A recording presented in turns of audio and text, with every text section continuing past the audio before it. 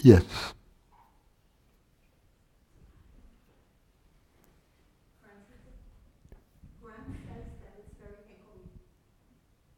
Ah, yes. Thank you, Graham. Sorry, I forgot always to mute my... Should be better now.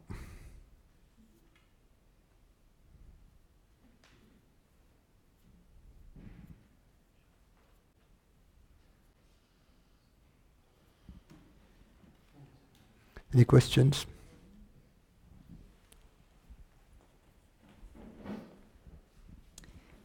Francis, in the yoga, when you say that the yoga only starts when you feel the space, how do I know if I'm feeling the space or if I'm imagining that I'm feeling the space?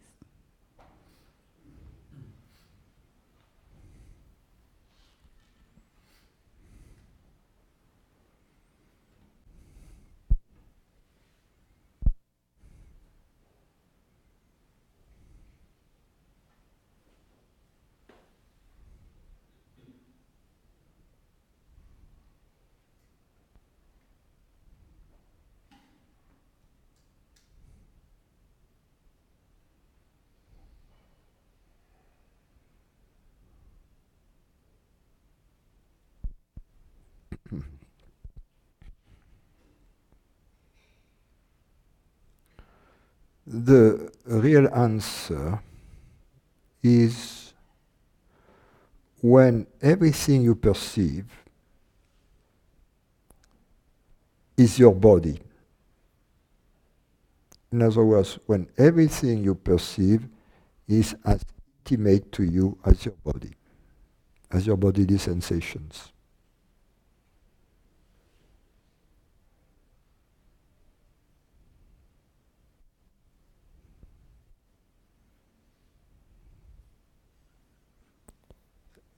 If the bodily sensations are surrendered to the space, it means that all the perceptions are on an equal footing. I don't hold on to my body, you see, more than I hold on to all the other perceptions. So,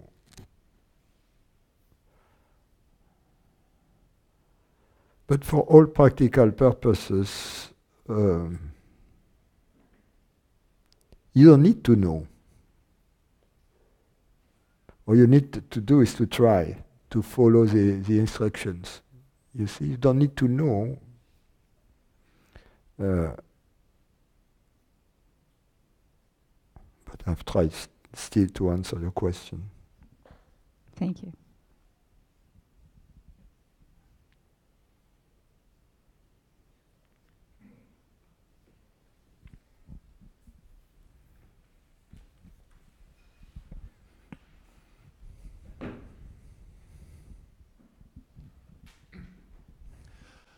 Francis, I realize that there are no people, and so, like, the idea that a person is enlightened, like, is a misnomer. Oh, there are people, right? Okay. There are human bodies. No, don't, because if someone, I mean, I have to be careful, if this recording goes out, I don't want to get committed somewhere. So, there are people, just to reassure everybody.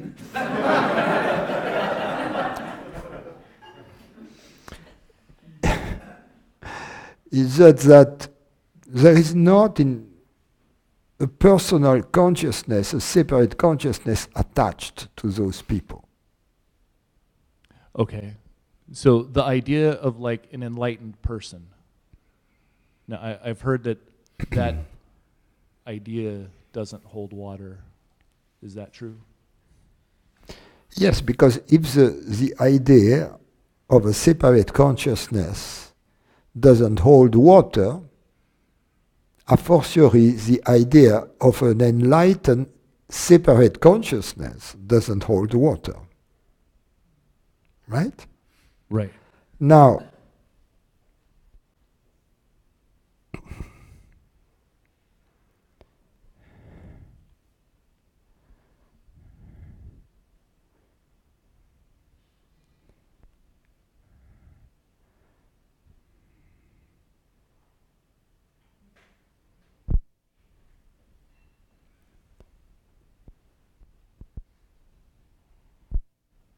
consciousness may manifest through a human body in two modes: the enlightened mode and the ignorant mode. It's consciousness who chooses at any given moment which mode to use. So there is no guarantee that the next moment is not going to change modes out of his or her own discretional power. Now, when consciousness works on the impersonal mode, this, and if in this body-mind there are leftovers that have been created during stagnation in ignorance, the functioning in this new mode erases these leftovers. Wait. Not in one single shot. Okay. Not in one single shot, but erases these leftovers. And somehow this instrument, this body-mind instrument,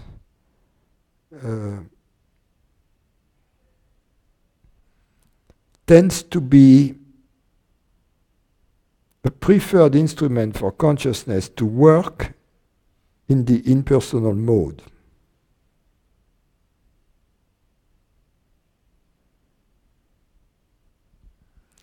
It's like, I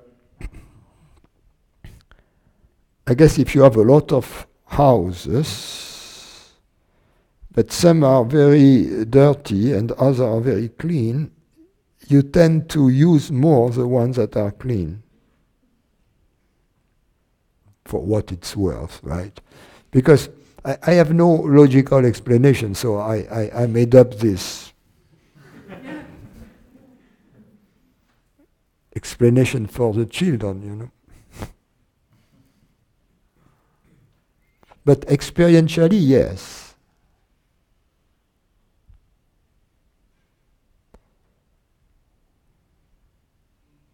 So from like a limited perspective, what looks like an enlightened individual is just a body mind that's like had more of those habits dissolved by experience with consciousness. Yes. Okay.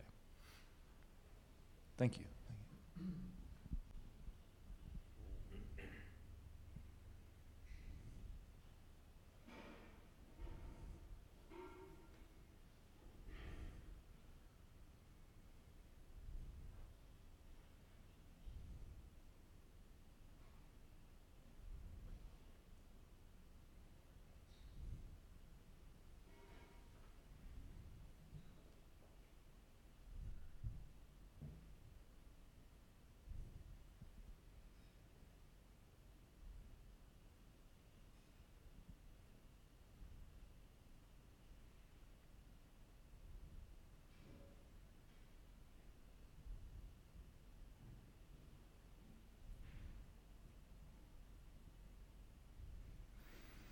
But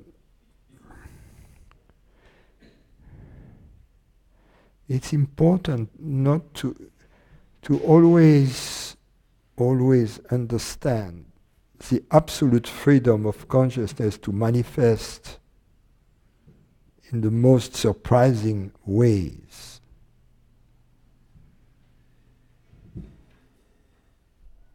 So that there is no certainty in the world of manifestation. So there might be apparent laws, like the laws of physics, and gravity. So there might be apparent laws like that, just as on the surface of the Earth, objects will tend to fall always in the same directions towards the center, right? That if a body-mind is free from these leftovers, consciousness will manifest in the impersonal mode through this body-mind. So that could be a law, right? Experiential law, for which there is no more explanation than for gravity, other that it seems to be the case, right? But also being open to the possibility of exceptions.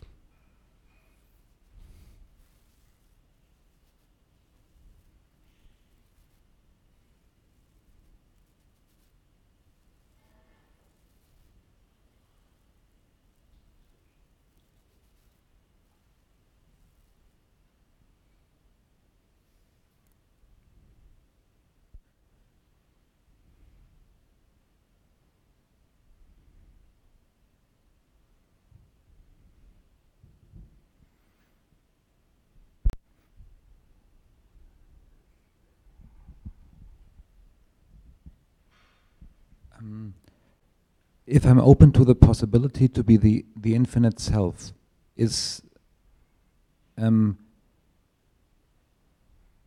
just experienced yesterday, after you gave me this answer, to be a more loving person. I experienced there's love coming up in me for other people. I just could experience it. Just saw somebody that was not that happy, and I just went to. And is this an automatic process? If I just be open to the possibility to be the infinite, that I'm automatically be more loving, yes, be more yes, more at peace, and be more yes, open to see others' needs, and yes, getting away yes, from myself, yes, from my selfishness. You get away from your own turmoil, from your own agitation. Not that much yourself, your own agitation. And as a result, you are more receptive to other people's feelings. And regarding the decisions you make, you try to make them from a vantage point of fairness, if you will, of impersonal fairness. This is because my true nature is impersonal fairness. Yes. Yes. So you do your best to act according to your true nature. And by doing your best to try to act according to your true nature, you actually begin acting according to your true nature. Because doing your best is loving, is... And this is like, in some way, the truth is revealing itself. So it's not, there's no effort really in it. It's just... Yes, the truth is revealing itself as we live it. That's why I often said, this experiment that I suggest to make, we never stop making them eventually. Because so beautiful. Our life becomes this experimentation in the truth. And so that the truth can keep revealing itself from moment to moment. Because the truth is not something inert, dead. You see, the truth is very much alive. So it keeps shining. And because I'm coming from this Christian background, there's always the idea I have to do good things, like being... I did learn. Being a good boy. Yeah. This is no, that's not what it is about. No, I felt it in that second. This is because there's getting effort in it, and this is not working then in that way. Yeah.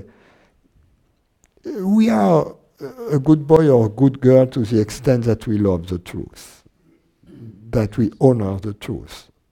And the truth we are talking about is the truth that can never be false. Yes. So That's the absolute truth. It's not the relative truth.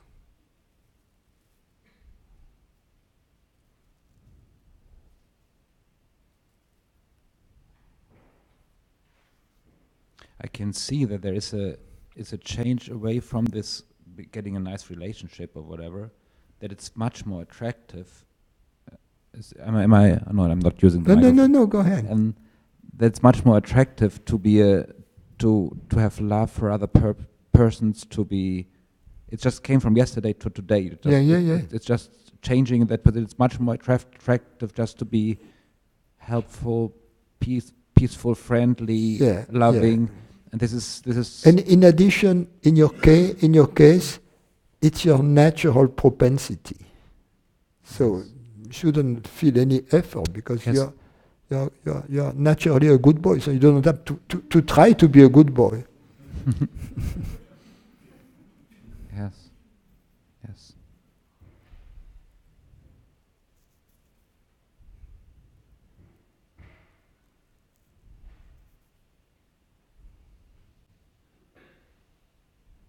And regarding relationships, you need to be loved for what you really are. You see, you need to be loved for these real qualities. You don't want to be loved for. Yes. Yes. It's very beautiful just to understand it and to feel it. It's revealing itself really by itself. It's very, very nice. Yeah. I can see my own selfishness coming out of this fear that I experienced.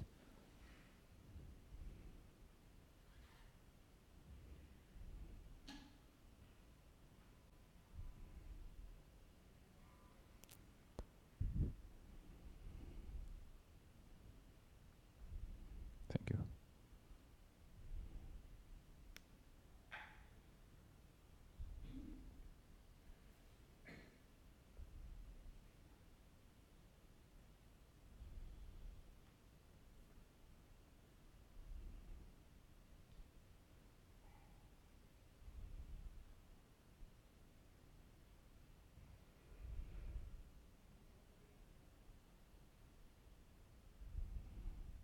I think in the Christian context, it's just Jesus saying, if you leave yourself, you win yourself back. Yes, exactly. If you leave your false identity, then you get your real identity back. Yes, I always thought, because of this Christian background, that I have to do something for it. You have the 10 rules, like this, and stuff. And if you're getting in this, you force yourself to do it. It seemed to be impossible. You never get it. We became a sinner again. You have to go back to have to pray again and say, sorry, I did it's the same mistakes like always. I'm not getting further in any other direction. Yes, and the others, yeah. What you have to understand is that our love for the truth is natural, because it's also love for happiness. So our love for the absolute is natural. It is just veiled by some conditioning that you have adopted. And it's really, how do you call that, a form of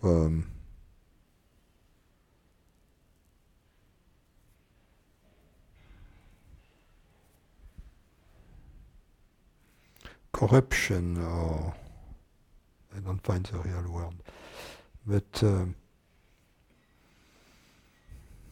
we have corrupted our true nature by identifying with a fragment. So the way we find it is, at some point we become naturally interested in the truth, in going to places like this, hearing old guys like Francis, and And it has to be natural, and we enjoy it. So there shouldn't be any effort. You see what I mean? Or being in the company of like-minded, beautiful people, there is no effort. You see, when I was hanging out with my teacher, my parents they thought I was stupid. I was the victim of that I was being abused by some kind of cult. My parents think this too. Yeah, yes. I have this opinion. You see, So try to be careful. but in fact, it was the best vacation I could have thought of, you know, and the best friends I could have thought of. So I was having a good time. I mean, it was artistic, there was a lot of humor, it was taking place in nice places, I mean, good food, I mean, it was a great vacation. So it was like I was going there, like I go to a boot camp with the French Navy SEALs, you know.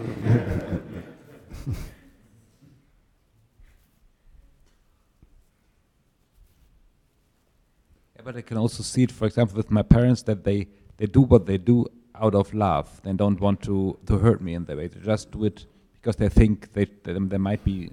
Yeah. Yeah. Yeah, but also out of control. Yes. Yes.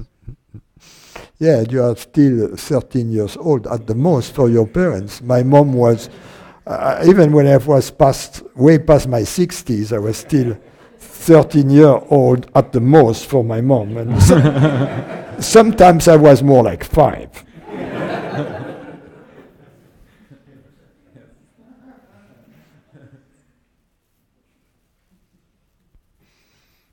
So I have news for you guys. If you're expecting that someday your mom is going to give you your real age, you can forget about it, you know.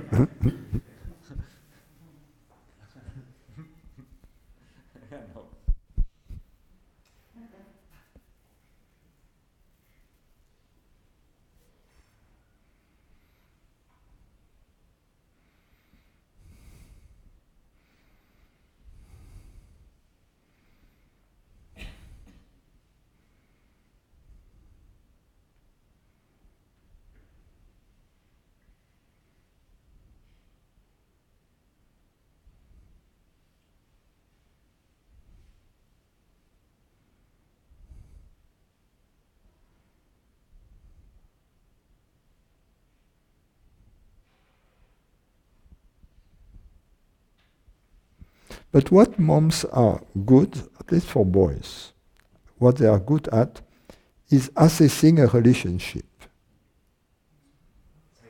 Assessing a relationship.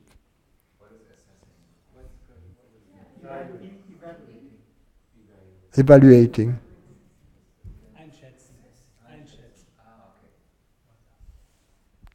So basically, you should like her, but it's good also if your mom likes her. As a safety.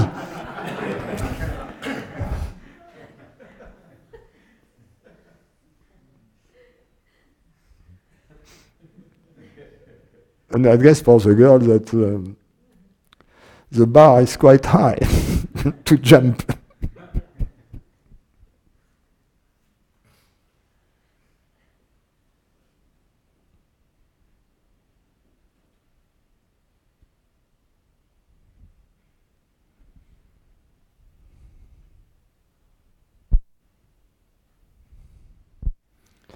Okay, there are not too many questions tonight. We are quiet. Indian night. Oh, sorry about that. I was just not sure if you were done with the other question. I was done. Yes. I've been done like for 2 hours.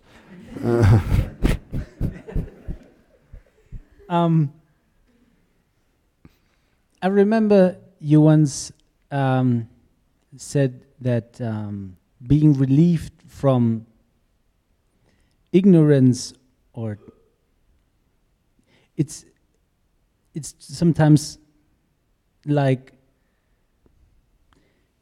getting lost or being relieved from a rucksack, like a big burden that you carried around for a day.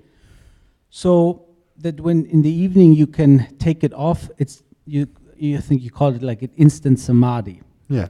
and you just feel the difference, and so it's so sometimes overwhelmingly beautiful. And I think then you said, of course, we cannot expect to feel that difference every day, because otherwise we would have to put on that weight again, which doesn't make sense. So to me, I understood it as that there's kind of a natural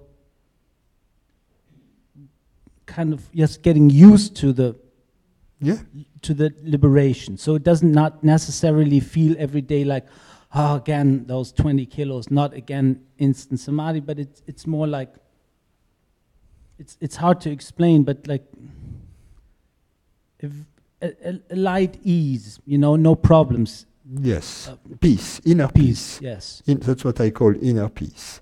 But there is something else, because if I take there are two things that I want to add to elaborate on the metaphor of the rucksack, and it's not necessarily that you remove the entire weight, but let's say you have 100 pounds in your back, and someone removes 20 pounds, it's already nice, you see. And you have a first samadhi. But then you have a remaining 80 pounds, which is still a lot. And then remove 20 pounds again. And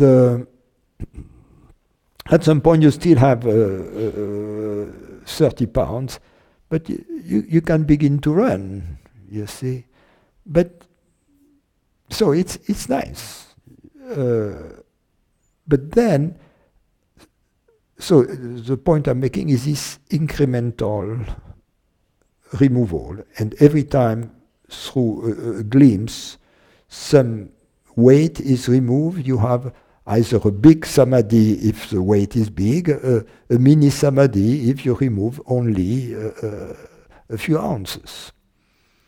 That's the first thing. Then, as a result of this element, of this process, you move from a constant burden and effort to a form of ease. A form of ease. And this form of ease is what I call inner peace. There is something else. The second thing, if I keep the metaphor, then when you remove completely the weight, not only can you run, but you can also play tennis or dance. In other words, you can celebrate, you see?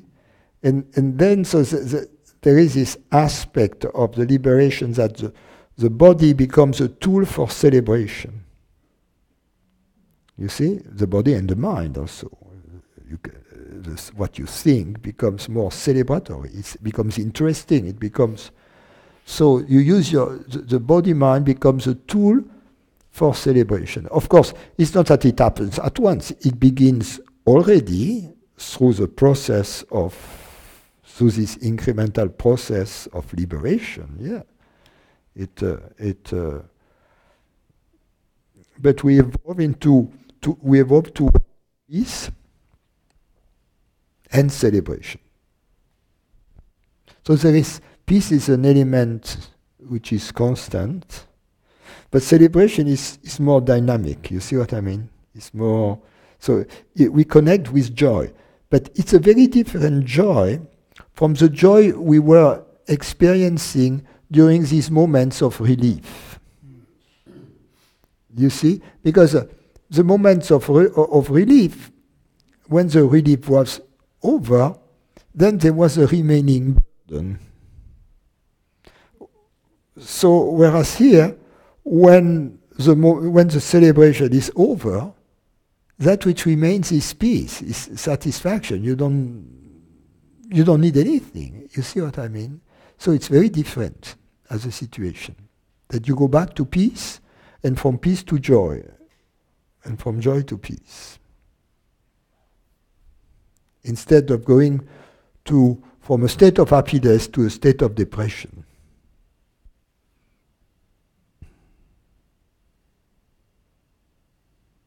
Well, depression of misery, if you will.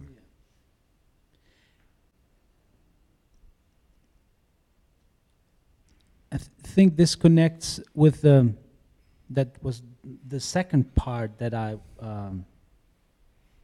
of a question that is not really, I'm not formulating it as a question, but you at other times spoke of, I think, the deepening of the joy. You may correct me, but you had this image of the Bruckner symphony and the crescendos, that it's getting more and more beautiful. And I had problems to kind of realign this because I was thinking, like, if it's such a natural thing, how can it like deepen? You know, because once you got rid of all the baggage, why should it deepen? But I think you gave me the answer, because when there's only peace and joy left, the joy is what you described as the crescendos of the Bruckner symphony, or am I wrong here? Yes, you celebrate in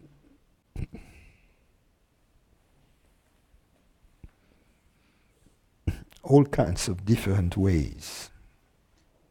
You celebrate in all kinds of different ways. It's not like you reach a plateau.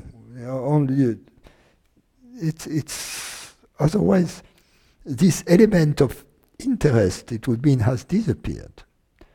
Whereas the joy of discovery, the love for the new, the love for is still there. The love for life, the love for movement, for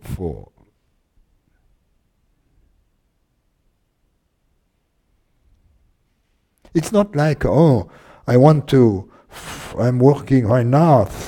Finally, my dream is a retirement where I can be there, like that.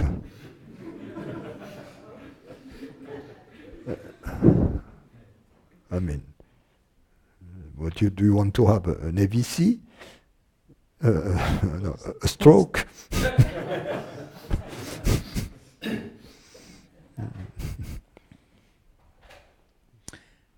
No, and also maybe my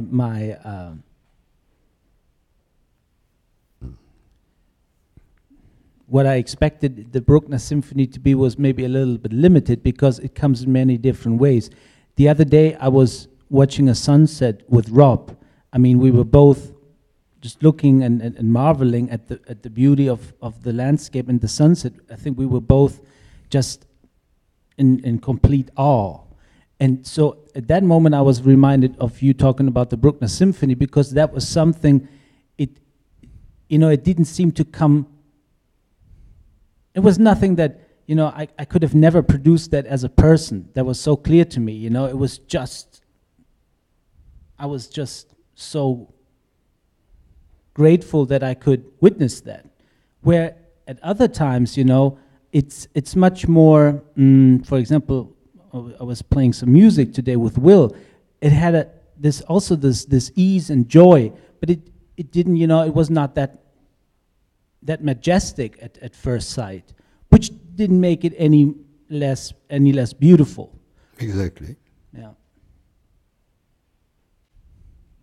If it were always majestic, we would lose other qualities.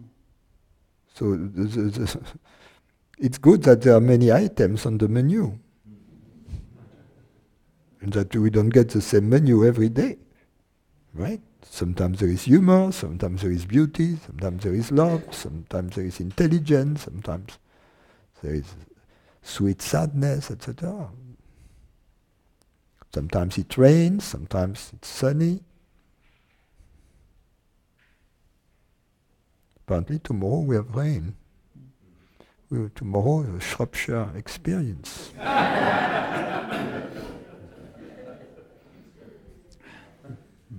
One day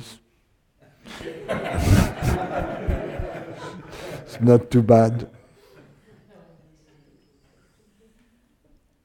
Thank you.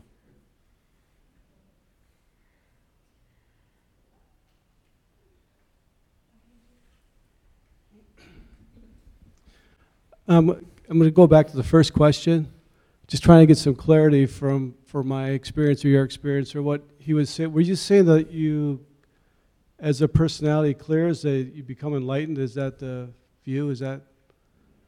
I didn't know if that what it was, but I'm just trying to understand my experience because it seems like whatever's happening, it's like I can't find who I was, but something else is shining. And so I don't know if Mike Block, whatever that was, transformed or something else is taking its place and something else is enjoying the body experience. Yeah, well, you know, if it feels like causeless joy or causeless happiness, if it looks like causeless happiness, if it has a perfume of causeless happiness, it must be causeless happiness. Yeah. But, you know, well, the question goes, it's universal consciousness, so it's just playing the game with itself and enjoying that experience within just this vessel, but it's still universal. But there's no field, so it's just that broad happening. Or why narrow it down here and enjoy it fully here and expand it out? I mean, what's your experience or what? Here, listening to you. It's causeless. My experience of it is listening to you. Yeah. But was it my essence all along from birth in this experience, going through the personality changes and the identity change through this experience, or was it always was, and it's just a story happening, or? Oh yes, you always were, and the story is just happening. Just happening. And I'm just worrying myself. Definitely, yes. We all are the same presence, and all the stories are happening.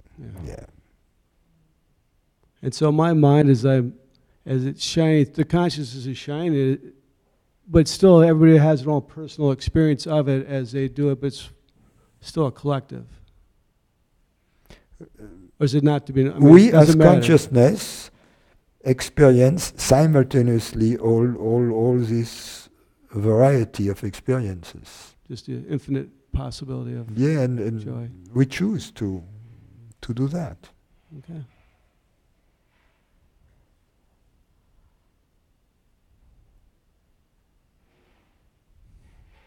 It's so much easier to accept it like that. You know, causeless joy happening. Than fighting a battle to try to get to yourself and make it through the war and survive something. What is interesting is when you come to place like here, to events like this, sample of it. And then the mind starts to say, okay, to find all the reason why it is not the case. You know, the mind says, well, it's hallucination, it's hypnotism, it can be understood through logical. Yeah. The sangria. Yeah. But since that is not true, the mind cannot grasp anything and has to come to the realization that there is more to heavens and earth than in the mind's philosophy.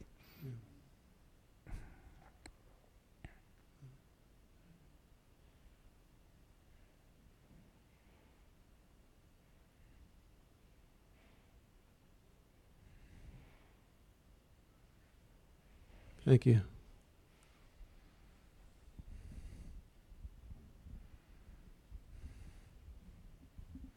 You know, we are like children who have been invited to the to the performance, and the children are waiting, for the performance.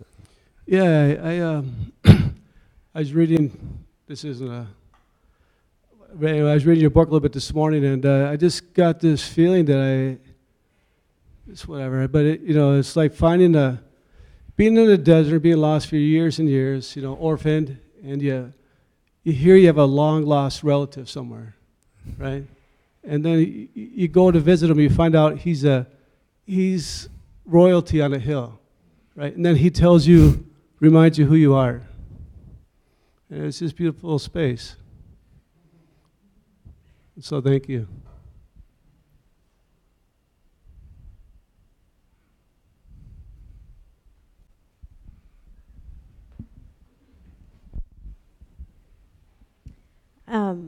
I can so relate to everybody's comments and questions, and feeling the burden being lifted through last week and this week, and relating to some of the questions regarding, feeling, am I going to be alone the rest of my life, and blah, blah, blah, and, that fear. And I realized that as I'm feeling the burdens coming off, that to truly be in consciousness is to trust the universe, or trust that everything will be okay. And I've never thought like that before. I've always been like, well, I got to control it. I got to figure it out. I got to figure everything out. And now I'm like, I don't have to figure it out.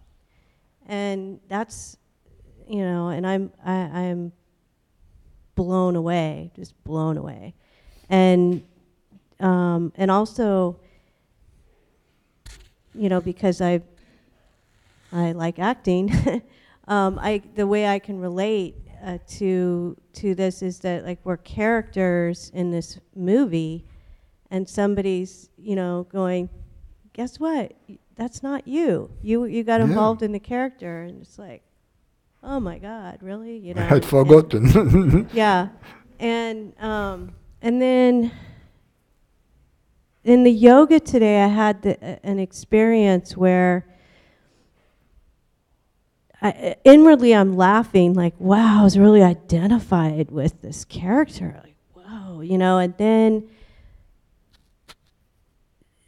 and then feeling the sense of other bodies, not bodies, that I'm not the body mind, and that I could just switch bodies if I wanted to, kind of thing. That's pretty advanced, and I know I can't do that now, but but I just had that, like, oh, I could do that, and my separate self's like, wow, this is really cool, and and I keep that in check, like, hey man, this, like, consciousness is coming through, but don't get in the way, but but it was such a cool feeling, and just like it's such a freedom to let that go. But anyway, realizing also, going back to letting go of the fear and trusting, and that there is a plan, and that's pretty big for me.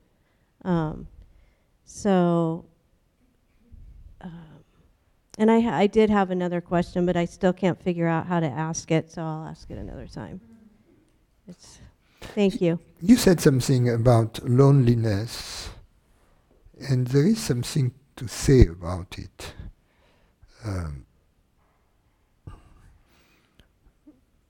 Most people live in loneliness, even if they are among other people. Of course, because we are pack animals, we feel better in the presence of other people, at least for a while. at least for a while. But for most people, the only company they know is this almost animal pack company. And then there is another form of company which is intellectual company, which is higher, because then there is a form of communication, but communication on concepts or playing music together, this type of thing. But there is still a loneliness there, which is the most fundamental of all, which remains. And this loneliness disappears in the what we have, in the perfume of our true nature. That's it's love, because friendship, you see, is the purest form of love, because there is no ulterior motive, among friends. We just enjoy being together. That's it. We don't expect them to, see what I mean, to do this, to do that, for us. So, and that's the loneliness which is the hardest to break, and that's a spiritual loneliness, and only love breaks it.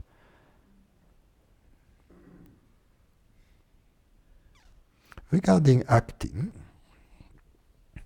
my teacher was very artistic, and he would go quite often to theater, and he had 2 daughters, and one of his daughters was a very good known theater actress in France.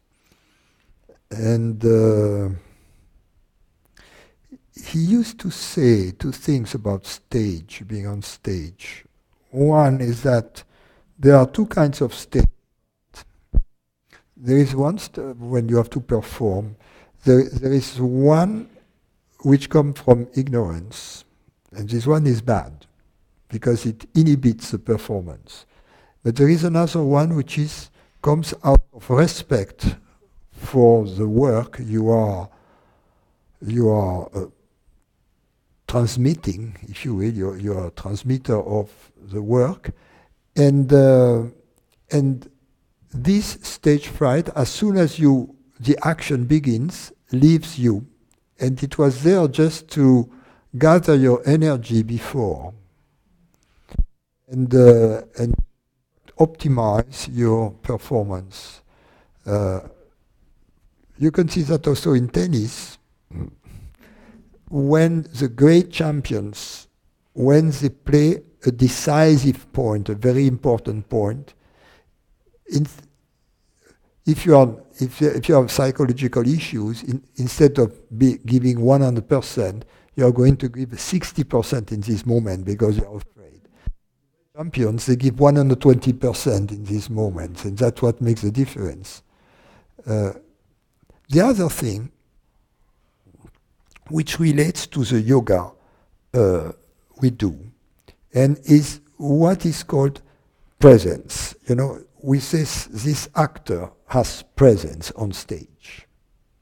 And my teacher was explaining that this presence of stage happens when an actor naturally opens his body to the room, to the theater hall, and the audience feels this communication, this absence of barrier, and this openness, and also there is a joy of the actor to perform. It's like, I'm going to tell you.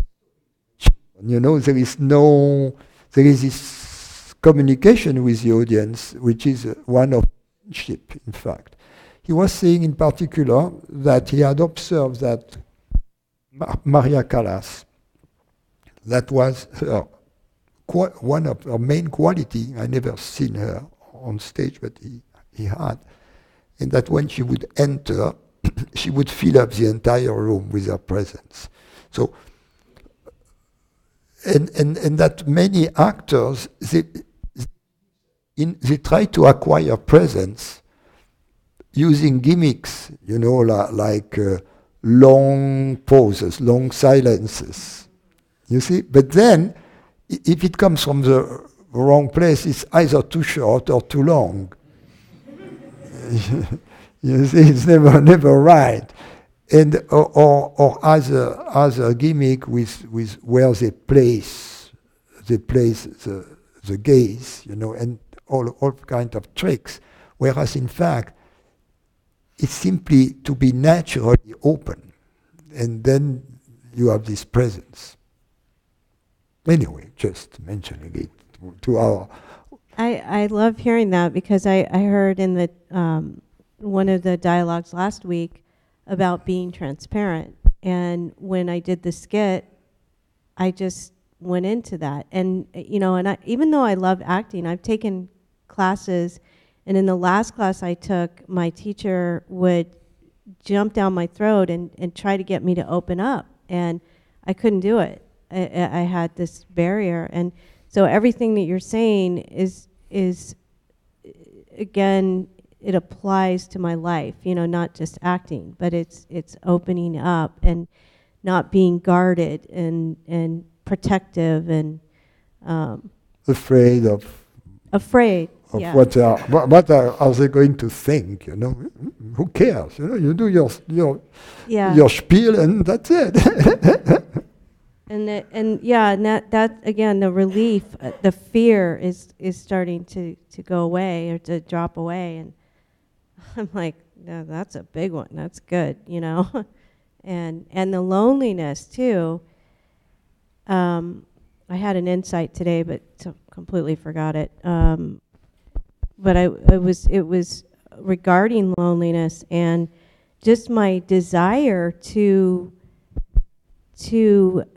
not have that sense of lack anymore, because like you said about relationships, I heard in another talk, you know, if you're coming from a sense of lack and you want a relationship and God gives it to you, hold on to your hat, you know. And I never forgot that. I was like, I don't want to go through that again. No, thank you, you know.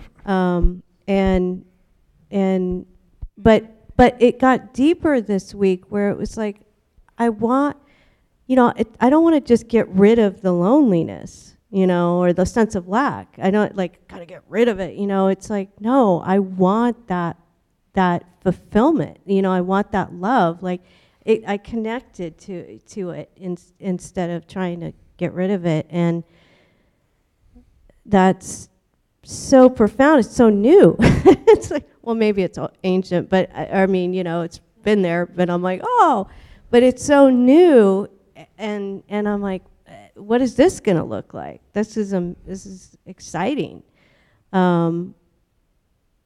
because I've been trying to control everything for so long. You know, I learned it from my parents. You know, I'm not blaming them, but no, it's just, you know, I take responsibility, but this has been just, I know that what other people have been sharing and asking, we're all on the same page, you know, and I'm just blown away, because I've been coming here for 3 years, and I'm just excited for it to, like you said, keep. I forgot what you said. No, no. I mean, the different, the symphony, right? I don't know. That it's one way one day and it's different the next day. Yes. It's not always the same. So thank you. But you know, when I was attending my teacher's retreat, when I would go back home, I never felt sad. I never felt, okay, it was great, you know, but I never felt sad, because what I have learned or experienced, I thought it was exciting to apply that in my life. You see, I was enthusiastic about going home, Perhaps after a while I was no longer that enthusiastic being back home, and I'd say, okay, I want to go back to my teacher. But it was exciting, to apply that in my life, and also it's very important to do that. It's very important. It's a little bit, the first time I had this little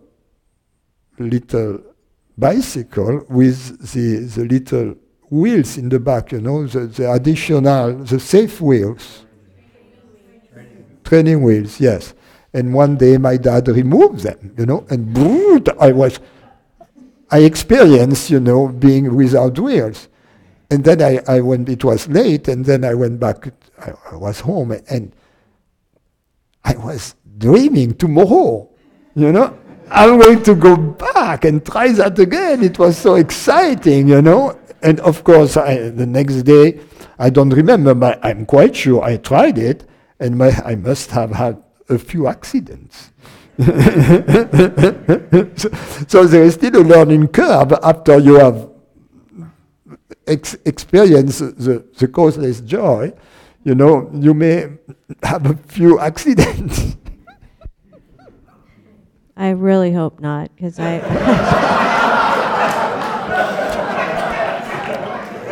had a lot of to them. go.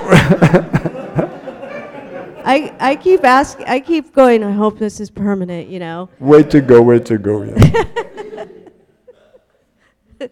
Thank you. But the point is that at the end, you can ride your bicycle. I just have to say this one thing, I'm sorry, but I still have this photo of when I was 3 on a tricycle, and I got it for Christmas, and my dad was sitting there, and he's like this, and I'm like this. Like, I gotta get through this life, oh my God. It just reminded me of that, the story, so. Thank you. So grateful. So grateful.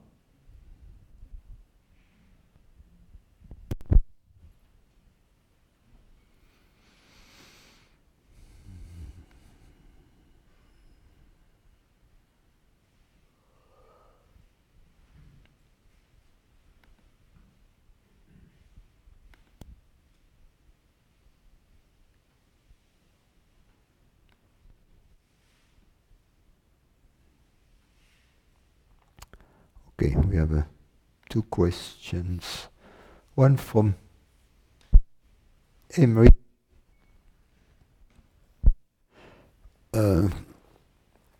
Says, thank you for your answer yesterday. In this last answer, explained that the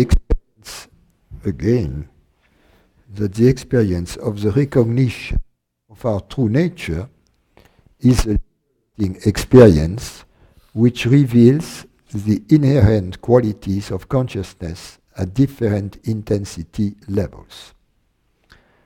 I had an experience 1 year ago, which may have been such recognition as for maybe 10 seconds. I seemed to disappear from the world and felt the divinity and freedom inside of me. This was a very intense moment. I even wrote it in my diary, not to forget just after I came back home. Nevertheless, this experience was so short that my mind did not register it.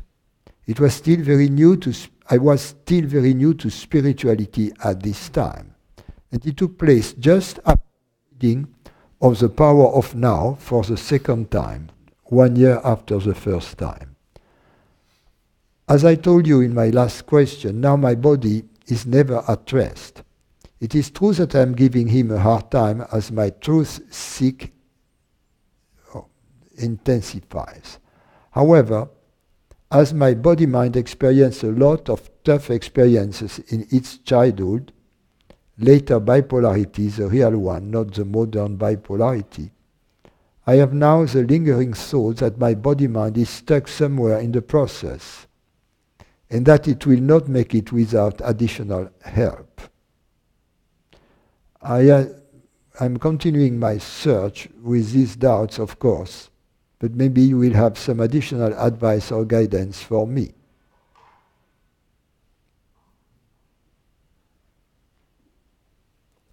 He says, I wish you to recover quickly from your cold, and yes, I have recovered, so thank you.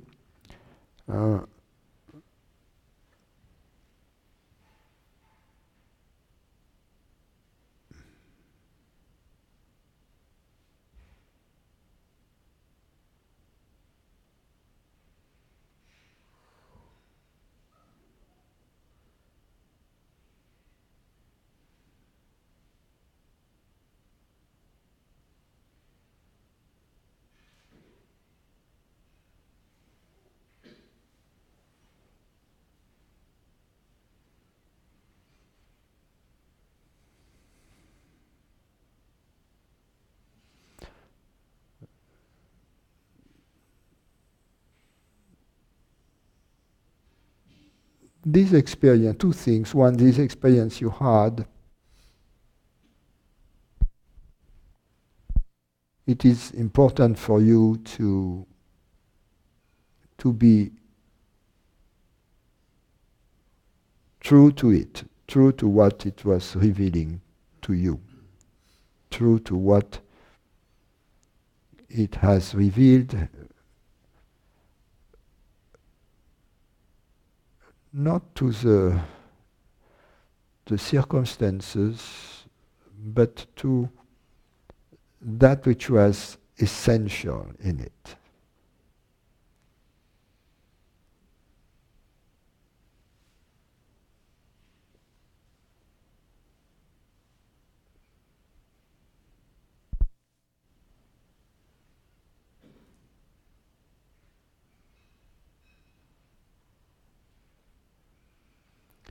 And then there is a path for you. And obviously, you are on it. So just follow your enthusiasm. It is your enthusiasm, your interest, that will keep you on the path on which you already are.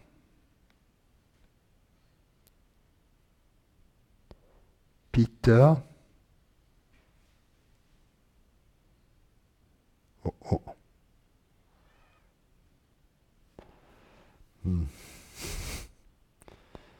I'm afraid everybody is going to fall asleep. On day 3, we finally arrived at quantum theory, as must happen at some point.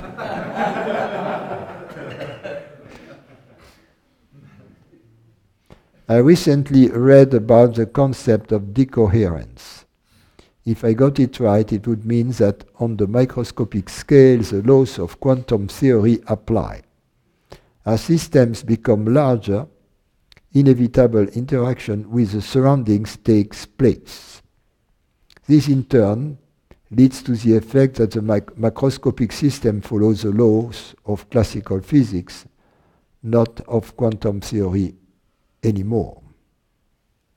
Well, it's not true. It still follows the laws of quantum theory. But what we observe at our scale is some kind of averaging microscopic quantum events, and this averaging of microscopic quantum events gives us the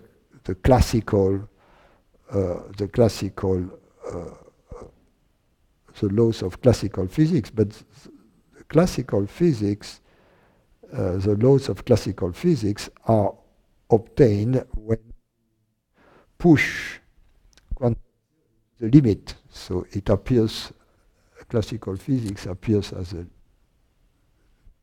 limit of quantum theory, so is included in quantum theory. So it goes on. My question is whether this concept of decoherence is firmly established. Yes, it is established as quantum mechanics, which has been very helpful, and over the last almost 80 years, more than that, almost 100 years. So this decoherence is firmly established as quantum theory, but with the caveat I gave. If we could, in other words, if we could see the world with better precision, it would be quantum.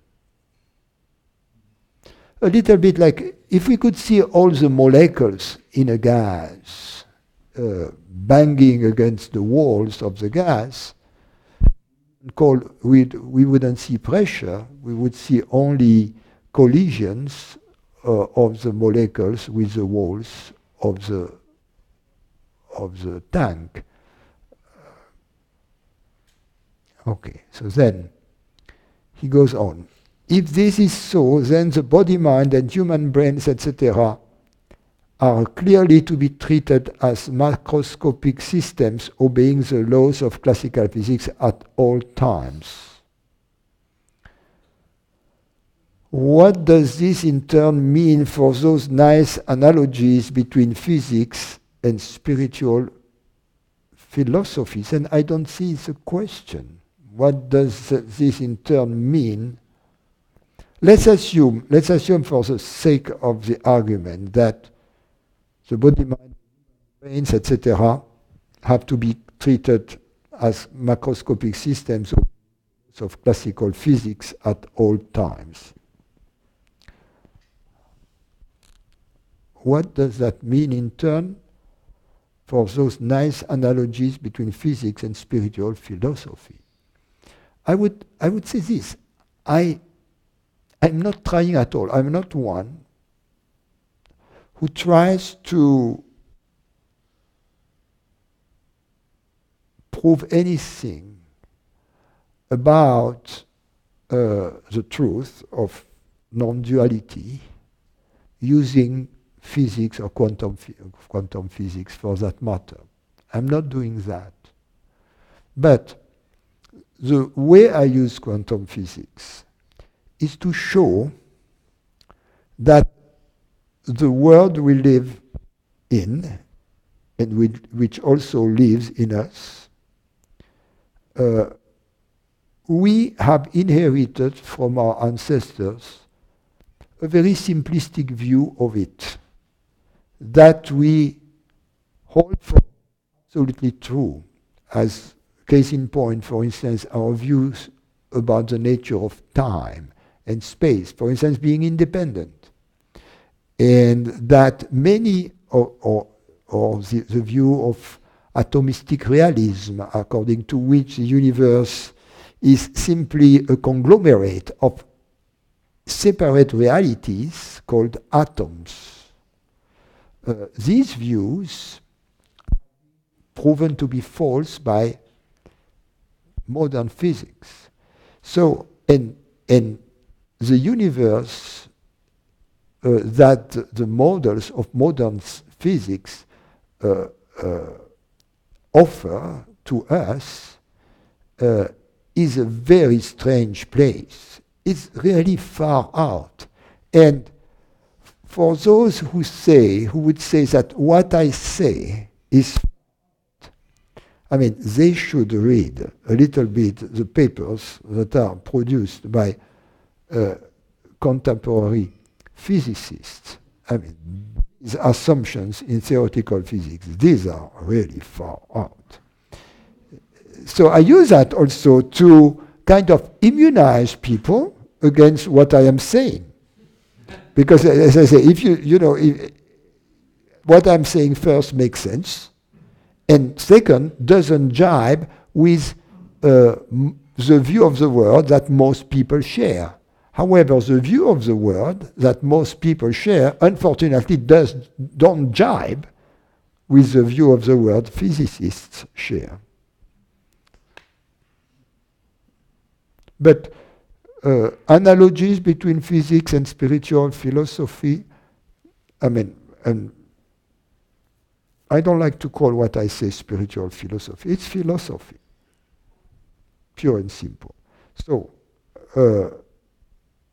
in fact, physics has nothing to teach to philosophy.